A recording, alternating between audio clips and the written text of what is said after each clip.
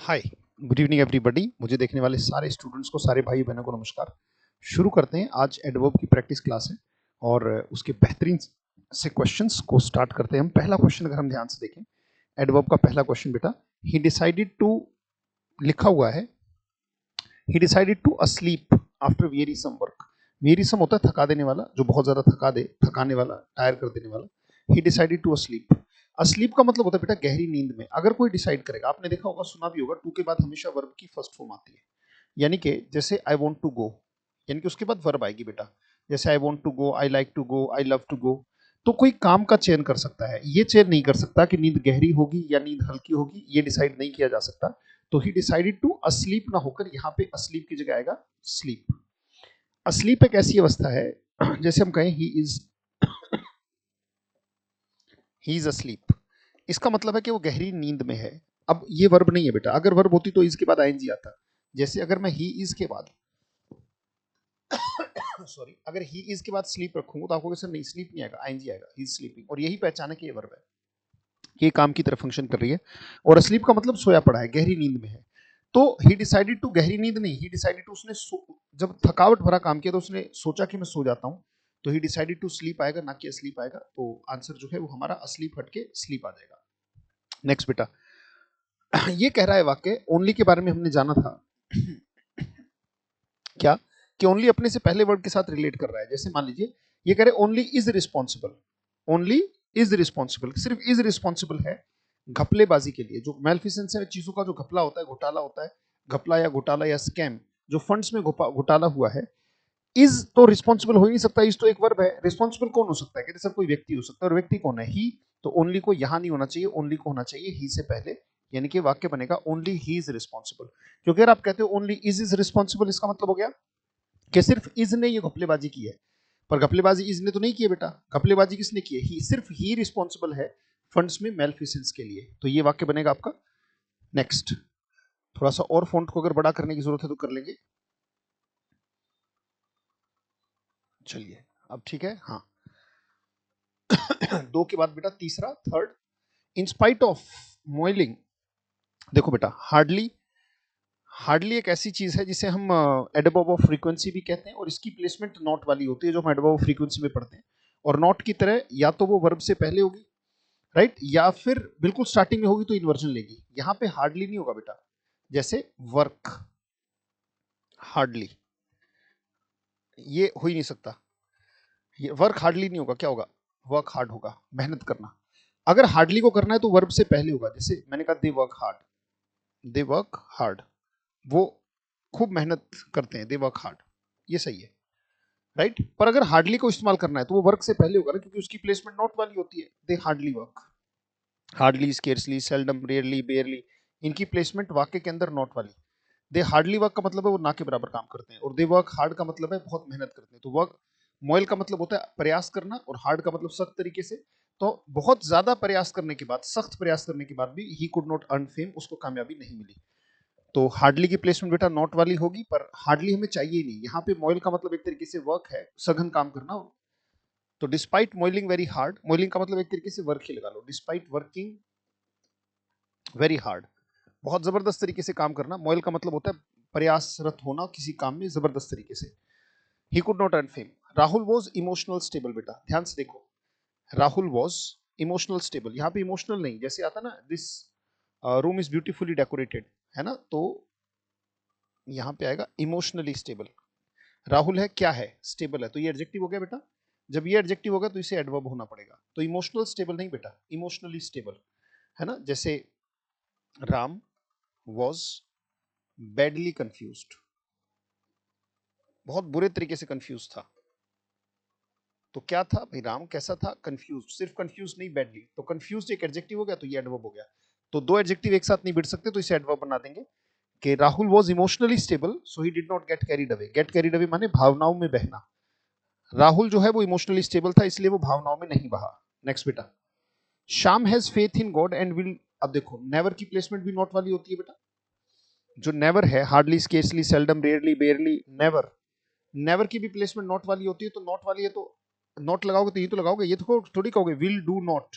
आप कहोगे I will not do, I will not do, यही तो कहोगे। नॉट की प्लेसमेंट हेल्पिंग वर्ब और मेन वर्ब के बीच में, तो बेटा नेवर की भी तो प्लेसमेंट यहां होनी चाहिए। तो Shyam has faith in God and will never do wrong even for a titan blandishment. Titan का मतलब होता है बिग, बहुत बड़ी, और ब्लेंडिशमेंट का मतलब होता है लालच। बहुत बड़े लालच देने के बाद भी वो कुछ गलत नहीं करेगा। नेक्स्ट बेटा नंबर 6 पर हम आए। How ever clever you may act, act एक वर्ब है बेटा, और वर्ब है तो एडवर्ब आएगी। अगर कोई एक्ट करेगा तो क्लेवरली करेगा ना, right. How ever cleverly you may act, क्योंकि वर्ब है तो एडवर्ब चाहिएगी ना। आप कितने भी, क्योंकि एक्ट का मतलब है कोई काम करना, राइट। तो यहाँ पे वर्ब है तो एडवर्ब आएगा। हाउ एवर क्लेवरली, चाहे जितना भी तरीके से, however cleverly you may act you can not take him in. Take in का मतलब होता है बेटा झांसे में लेना। वर्ब है तो एडवर्ब भी आएगी, वर्ब है तो एडवर्ब आएगी बेटा। झांसे में लेना, that is called take somebody in, अपनी बातों में फंसाना। झांसे में लेना, बातों में फंसाना, that is called however cleverly you may act you can not take him in. आप उसे झांसे में नहीं ले सकते। तो बेटा वर्ब है तो एडवर्ब लगा दी। क्लेवर तब आता जब यहाँ पे मतलब हमें एडजेक्टिव की जरूरत होती। नेक्स्ट बेटा, द मरॉडर स्टेटेड, उसने स्टेट किया, that he had been treated, उसके साथ व्यवहार किया गया। रफ की जगह रफली आएगा क्योंकि एडवर्ब चाहिए, क्योंकि काम हुआ है ना बेटा। जब वर्ब है तो एडवर्ब ही तो आएगी। He had been treated rough नहीं, ही हैड बीन ट्रीटेड रफली, उसे बहुत बुरे तरीके से व्यवहार किया गया ऑफिसर के द्वारा। मरॉडर का मतलब क्रिमिनल होता है बेटा। क्रिमिनल ने बताया, क्रिमिनल ने कहा, स्टेटेड का मतलब सेड ही है। क्रिमिनल ने ये कहा, सेड दैट, उससे बहुत, अब क्या किया, व्यवहार किया, कैसे किया, रफ किया या रफली, कहते रफली बिहेव किया। एडवर्ब चाहिए कि बेटा। द फ्रूट टेस्ट्स, अब हमें पता है कि बेटा टेस्ट जो है वो लिंकिंग वर्ब होती है। लिंकिंग वर्ब है तो बेटा हमें क्या चाहिए, एडजेक्टिव। एडजेक्टिव चाहिए तो एडवर्ब चाहिए, नहीं तो स्वीटली तो वर्ड ही नहीं होगा। बहुत ध्यान से देखना बेटा इस बात को। अब ये एक लिंकिंग वर्ब है भाई, क्या है, फ्रूट है, कैसा है, मीठा। तो फ्रूट, अगर इज लगा के देखो तो फ्रूट इज स्वीट, तो फ्रूट इज स्वीटली तो वर्ड बनेगा नहीं, फ्रूट इज स्वीट बनेगा बेटा। तो फ्रूट टेस्ट स्वीटली नहीं होगा, स्वीट होगा। और जब स्वीट होगा, जरा बोल के देखो, जब आपने बोला स्वीट, तो स्वीट में एक ही बार में बेटा वर्ड बाहर आ रहा है, तो मोर भी नहीं आएगा। तो जो वर्ड बनेगा हकीकत में, तो फ्रूट टेस्ट स्वीटर आएगा बेटा, sweeter than any other fruit. This fruit taste sweeter than any other fruit, किसी भी फ्रूट से ज्यादा टेस्ट करता है ये fruit. This fruit taste sweeter than any other fruit, किसी भी फ्रूट से ये ज्यादा टेस्ट करता है। तो ये वाक्य बन जाएगा बेटा हमारा। Next is he had बेयरली nothing. बेटा जब बेयरली जैसा नेगेटिव वर्ड आ गया आपके पास, बेयरली एक नेगेटिव वर्ड है, तो फिर नेगेटिव वर्ड क्यों आएगा, क्योंकि इंग्लिश में डबलिंग नहीं होती, दो सेम चीज नहीं बढ़ती। तो बेयरली के बाद क्या मैं समथिंग लगाऊं, नहीं, नेगेटिव है तो याद करो सम और एनी में हम एनीथिंग लगाते हैं। He had barely anything to eat when I saw her last, जब मैं आखिरी बार उसको देखा तो उसके पास ना के बराबर ही कोई चीज खाने को थी। तो जब बेयरली आ गया तो नथिंग नहीं, क्योंकि ये भी नेगेटिव, ये भी नेगेटिव। जब नेगेटिव आ गया तो हम एनीथिंग लगाते हैं नेगेटिव के साथ बेटा। They are none too intelligent so they will win, वाक्य में जब हम करते हैं एडवर्ब ऑफ डिग्री में, मैं बताता हूं बेटा। दे विल विन मतलब पॉजिटिव, नन टू का मतलब होता है नॉट वेरी। क्या ये हो सकता है कि वो बहुत ज्यादा इंटेलिजेंट नहीं है इसलिए वो जीत जाएंगे, बिल्कुल नहीं। हमें कहना पड़ेगा वो बहुत ज्यादा इंटेलिजेंट है।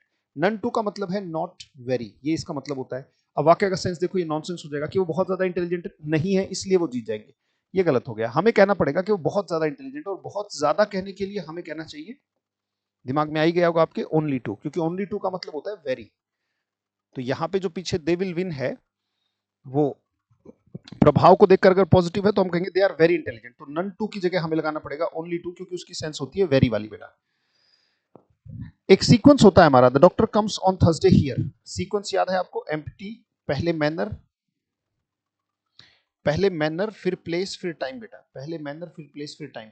मैनर हाउ का जवाब है, प्लेस वेयर का जवाब है, और टाइम व्हेन का जवाब है। अब अगर देखें तो he comes on Thursday here, on Thursday क्या है, टाइम, और हियर क्या है, प्लेस। तो पहले क्या आएगा, पी आएगा या टी आएगा, आपने कहा सर पहले प्लेस आएगा। प्लेस आएगा तो पहले हियर आएगा, तो वाक्य बन जाएगा he comes here on Thursday. He comes here on Thursday, वो थर्सडे को यहां पर आते हैं, ये प्लेस है और ये time. Next, this book is too interesting, पीछे आईएनजी आ रहा है बेटा। और अगर आई टू आ गया तो सबसे पहले तो ये एडवर्ब ऑफ कॉन्सिक्वेंस बन जाता है, T double O too, so that और टू टू, कि भी इतना ज्यादा वीक है कि चल नहीं पाती, ऐसी कोई सेंस नहीं। और मैंने बताया था कि बेटा अगर आईएनजी आ रहा है तो बेहतर है कि वाक्य को खत्म करने के लिए हम क्या लगाते हैं, very, right. She is very, this book is very interesting, ING और थर्ड फॉर्म वाले केस में भी बताया गया था। तो यहाँ पे टू अकेला तो आता नहीं, अकेला है तो उसे वेरी में रिप्लेस कर देते हैं। ये हमने एडजेक्टिव में भी पढ़ा है बहुत बेहतरीन तरीके से। This book is very interesting. Next बेटा, his mother always was making, always की प्लेसमेंट नॉट वाली होती है बेटा, तो या तो इसको यहां प्लेस करें, वाज ऑलवेज मेकिंग, नॉट होता तो यहां पे होता, तो ऑलवेज भी यहीं पे होगा। डेलिकेसीज का मतलब स्वादिष्ट व्यंजन, पर ये टाइम एंड टेंस से जुड़ा हुआ वाक्य बेटा। मैंने बताया था कि ऑलवेज के साथ आईएनजी यानी कि ऑलवेज के साथ काम जारी सिर्फ तब आता है जब काम इरिटेटिंग हो। जैसे मैंने कहा यू आर ऑलवेज फाइटिंग, यार हमेशा तुम्हारा लड़ने का ही काम है, कोई और काम नहीं है, यू आर ऑलवेज फाइटिंग। तो बेटा हम ऐसी बात कोई, अब उसकी माँ स्वादिष्ट व्यंजन बनाती है, स्वादिष्ट फूड बनाती है, अच्छा खाना बनाती है, तो इसमें इरिटेशन कैसी है? और अगर इरिटेशन नहीं है बेटा, मेरे हिसाब से वाक्य सही होगा कि वॉज मेकिंग हटाकर मेड लगा दो, राइट, मेड लगा दो, क्योंकि वहां इरिटेशन की कोई बात नहीं है, तो आईएनजी आना नहीं चाहिए। ये बात हम टाइम एंड टेंस में सीखते हैं कि ऑलवेज के साथ काम जारी तभी आता है जब आप इरिटेशन को शो करते हैं। तो his mother always made delicacies, बेहतरीन तरीके के खाने उसने बनाए, राइट। नेक्स्ट इज रेयरली बेटा, रेयरली भी ना के बराबर नॉट वाली सेंस देता है, याद करो ये फ्रीक्वेंसी में ही आते हैं बार बार वही क्वेश्चन, क्या कि इज के बाद, अगर नॉट होता तो इज के बाद होता, तो बेटा ये ही रेयरली इज नहीं आएगा, ही इज रेयरली। ये सारे वर्ड्स आपको नोट्स में लिखे हुए हैं जब आपने एडवर्ब किया है। He is rarely on the stage these days. I am very annoyed, अब बड़े ध्यान से देखो बेटा, वेरी आ गया तो वेरी आ गया और अनॉयड आ रहा है, अगर वेरी होता तो यहाँ पे आईएनजी आता, जैसे वेरी कंफ्यूजिंग और मच कंफ्यूज्ड। बेहतरीन तरीके से आपने किया था एडवर्ब ऑफ डिग्री में, वेरी और मच के इस्तेमाल में जो 3 तरीके के क्वेश्चन बताए जाते हैं उसमें से एक यही बताया जाता है कि अगर थर्ड फॉर्म है तो मच और आईएनजी है तो क्या, वेरी आता है बेटा। अब यहाँ पे थर्ड फॉर्म आया हुआ है तो यहाँ पे वेरी नहीं आएगा बेटा, यहाँ पे क्या आएगा, मच। पहचान एक और ही है भाई, इसने वह काम किया नहीं है, इस पे काम हुआ है, या अनॉयड हुआ है, तो हुआ है, इसने किया नहीं है, डूअर के साथ आईएनजी और जो रिसीव करता है उसके साथ थर्ड फॉर्म बेटा, राइट। जैसे सवाल है कंफ्यूज कर रहा है तो कंफ्यूजिंग, अगर मैं कंफ्यूज हो रहा हूं तो कंफ्यूज्ड, तो मैं अनॉयड हुआ हूं तो very I am much annoyed to hear it, ये सुनकर मैं बहुत ज्यादा अनॉयड हुआ हूं। नेक्स्ट बेटा, एक बात बड़ी गजब की बनती है कि आप इन्फिनेटिव को तोड़ नहीं सकते, और इन्फिनेटिव का मतलब होता है बेटा टू के बाद फर्स्ट फॉर्म। जैसे मान लीजिए अगर मैं कहूं आई वॉन्ट टू, टू के बाद वर्ब की फर्स्ट फॉर्म आती है, ये बचपन से आपको पता है, आती है तो आती है, बीच में कुछ नहीं आना चाहिए। जैसे मैंने कहा I want to there go, I want to there go.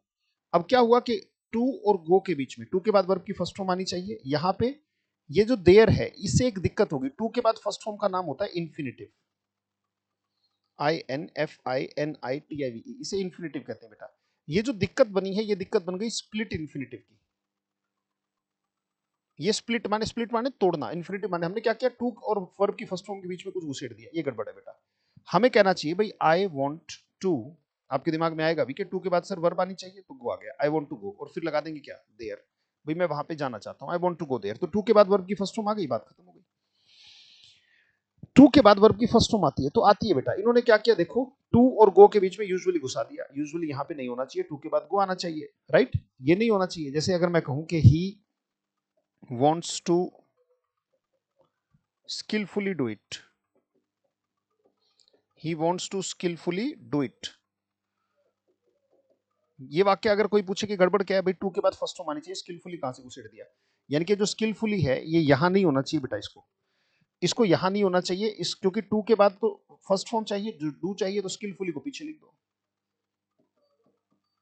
He wants to do it skilfully, यानी कि इन्फिनेटिव, यानी कि टू के बाद फर्स्ट फॉर्म आती है तो आती है, तो ये यूजुअली यहां नहीं होना चाहिए बेटा। He has to go out at odd hours, मतलब जहां पे कोई नहीं जाता घर से बाहर, उसे उस समय भी घर से बाहर जाना पड़ता है, उसे कहते हैं ओड आवर्स, यूजुअली को आगे लिख लो भाई, आमतौर पर उसे ओड आवर्स पे, यानी कि ऐसे समय जिस समय कोई नहीं जाता उस समय उसे घर से बाहर जाना पड़ता है, राइट। ये हमारा 16वां क्वेश्चन हुआ बेटा। 17वें क्वेश्चन पर हम आ गए, 17 नंबर आ जाओ।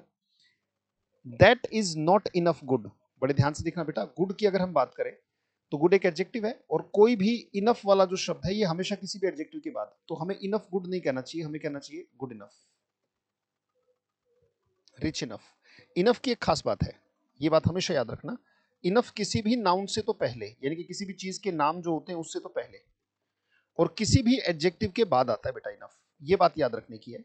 अगर कोई एडजेक्टिव है तो उसके बाद, जैसे बॉयज के साथ अगर मैं कहूं कि बॉयज, बॉयज एक नाम है ना बेटा, तो प्लेसमेंट नंबर 1 होगी या प्लेसमेंट नंबर 2, क्या कहूं, बॉयज इनफ या इनफ बॉयज, तो प्लेसमेंट नंबर 1 क्योंकि नाम है, तो इनफ यहां पे आएगा बेटा, हम कहेंगे we have enough boys, we have enough boys, तो इनफ आएगा आगे। पर अगर मैं कहूं कि स्मार्ट, स्मार्ट, स्मार्ट क्या है भाई, क्या है, लड़के हैं, कैसे हैं, स्मार्ट है, तो स्मार्ट तो एडजेक्टिव है, तो अगर कोई पूछे इनफ की प्लेसमेंट नंबर 1 या 2, तो हम कहेंगे सर ये अगर एडजेक्टिव है, जैसे कि एडजेक्टिव है भाई what kind of boys, smart boys, तो एडजेक्टिव के बाद, राइट। जैसे मैंने कहा दिस बॉय इज, अगर मैं ये कहूं this boy is enough smart, this boy is enough smart, अगर ये कहा जाए तो ये वाक्य गलत है, क्योंकि क्या है, लड़का है, कैसा है, स्मार्ट है, ये एडजेक्टिव हुआ बेटा। तो स्मार्ट कोई भी एडजेक्टिव तो उसके बाद आता है, फिक्स है। तो हमें कहना पड़ेगा this boy is smart enough. तो एडजेक्टिव है तो बाद में, देखो ध्यान से, that is good, that is not good. Good एक एडजेक्टिव होता है, गुड बेटर बेस्ट बेटा, तो इसके बाद आएगा डेफिनेटली। तो that is not good enough, rich enough, तो ये सब होता है बेटा। तो इनफ जो है वो उसके बाद जाएगा, यानी कि गुड के बाद जाएगा। अगर कोई चीज का नाम होता तो उससे पहले, राइट। ये बात हमेशा याद रखना इनफ की प्लेसमेंट को लेके। नेक्स्ट क्वेश्चन देखो बेटा, द मिल्क टर्न्ड सोर अनपेलेटेबली। अब देखो ध्यान से, सोर एक एडजेक्टिव है बेटा, और अनपेलेटेबली आप देखें साफ तौर पे दिखाई दे रहा है, ये एडवर्ब है। अनपेलेटेबली का मतलब होता है बेस्वादा, राइट, बहुत बेस्वादे तौर पर खट्टा। एक बात बताओ, अगर आपको वेरी लगाना है तो क्या गुड आगे और वेरी पीछे लगाओगे? क्या कहोगे? गुड वेरी ये एडजेक्टिव है और ये एडवर्ब है बेटा, कुछ ऐसी गड़बड़ यहां पे हो रही है। आप कहोगे नहीं सर ये नहीं होगा, आपको लिखना होगा तो आप क्या लिखोगे? आप कहोगे सर वेरी गुड आएगा। इसका मतलब पहले क्या आएगा? पहले एडवर्ब आएगा और उसके बाद क्या आएगा? एडजेक्टिव आएगा। तो ऐसा ही तो यहां होना चाहिए बेटा। क्या है? दूध है। अब यहाँ पे टर्न क्या है? लिंकिंग वर्ब है, ध्यान से देखो। क्या है? दूध है। कैसा है? खट्टा। सिर्फ खट्टा नहीं है, टर्न। याद है भीमराव अंबेडकर के मरने से लोकतंत्र टूट गया, जो टी है, टर्न है ना। तो सिर्फ खट्टा हुआ या बेस्वादा खट्टा? बेस्वादा खट्टा। अनपेलेटेबली आगे आ जाएगा बेटा, जैसे वेरी गुड को आपने सही बताया, ऐसे अनपेलेटेबली सोर होगा यहाँ पे, सोर अनपेलेटेबली नहीं होगा बेटा, राइट। पढ़िएगा, कोई भी दिक्कत हो तो बात कीजिएगा। नेक्स्ट बेटा, दिस हार्डली वन लिबर्टी। बहुत ध्यान से देखा बेटा, बड़ी मुश्किलों से जीती हुई लिबर्टी, राइट। क्या है? लिबर्टी है। कैसी है? मुश्किलों से जीती हुई। अब एक बात बताओ बेटा, ना के बराबर जीती हुई लिबर्टी है क्या? क्या ना के बराबर उसकी सेंस है या मुश्किलों से? और मुश्किल से कोई चीज होती है तो हार्ड वन होगी बेटा, राइट। दिस हार्ड वन, क्योंकि हार्डली का तो मतलब ना के बराबर है। क्या हमें आजादी ना के बराबर मिली है? नहीं, बहुत मुश्किलों से मिली है। और मुश्किल जैसे वर्क हार्ड, वर्क हार्ड इसका मतलब है बड़ी मुश्किल, सख्ती वाला काम। तो बहुत मुश्किलों से जीती गई, that is called hard won. This hard won liberty is not to be lightly abandoned. ये इतनी मुश्किलों से जो आजादी हमें प्राप्त हुई है, इसे आसानी से हम त्याग नहीं सकते, इसको हम त्याग नहीं सकते। This hard won liberty is not to be lightly abandoned, इसे त्यागा नहीं जा सकता बेटा। ये हार्ड वन आएगा, यहाँ पे हार्डली नहीं आएगा। ना के बराबर आजादी नहीं है, राइट, वो है बड़ी मुश्किलों से जीती गई आजादी, राइट। जैसे हार्डली अर्नड मनी, ना के बराबर कमाया गया पैसा नहीं। Hard earned money, EARNED, hard earned money, मुश्किलों से कमाया गया पैसा नहीं। हाँ, मतलब मुश्किलों से कमाया गया पैसा, ना कि ना के बराबर कमाया गया पैसा, तो उसे हार्ड अर्नड मनी बोलते हैं बेटा। नेक्स्ट, नोबडी एल्स, ये कंजंक्शन में डेफिनेटली आता है पार्ट, अगर अभी नहीं आया तो डेफिनेटली आगे आएगा। नोबडी एल्स फिक्स होता है, बता देंगे। अगर अभी नहीं हुआ तो कंजंक्शन में कवर हो जाएगा कि अदर के बाद तो देन, और एल्स के बाद जो बट है वो फिक्स होता है बेटा, हम उसमें कुछ नहीं कर सकते। जब हमें एल्स दिख रहा है तो देन की जगह बट आ जाएगा। एल्स दिख रहा है तो देन की जगह क्या आ जाएगा? बट आ जाएगा।